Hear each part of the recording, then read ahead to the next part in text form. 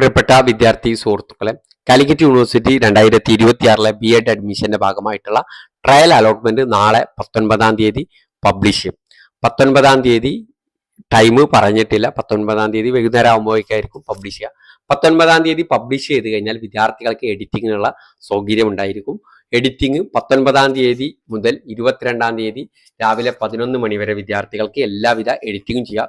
നിങ്ങളുടെ പേര്, നിങ്ങളുടെ മൊബൈൽ നമ്പർ, നിങ്ങളുടെ ഇമെയിൽ ID ഒക്കെയുള്ള എല്ലാ കാര്യങ്ങളിലുള്ള എഡിറ്റിംഗ് ചെയ്യാം. അപ്പോൾ ഇനി ഇതിൻ്റെ അടിയിൽ ചോദിക്കുന്ന ഒരു കമൻറ്റ് ഇതായിരിക്കും, എനിക്ക് എൻ്റെ കോളേജുകൾ മാറ്റി കൊടുക്കാൻ പറ്റുമോ എന്നുള്ളത്. എല്ലാവിധ എഡിറ്റിംഗ് എന്ന് പറഞ്ഞാൽ ആ പറഞ്ഞ മൊബൈൽ നമ്പർ, ഇമെയിൽ ID, പേര് ഒഴികെയുള്ള എല്ലാവിധ എഡിറ്റിങ്ങും.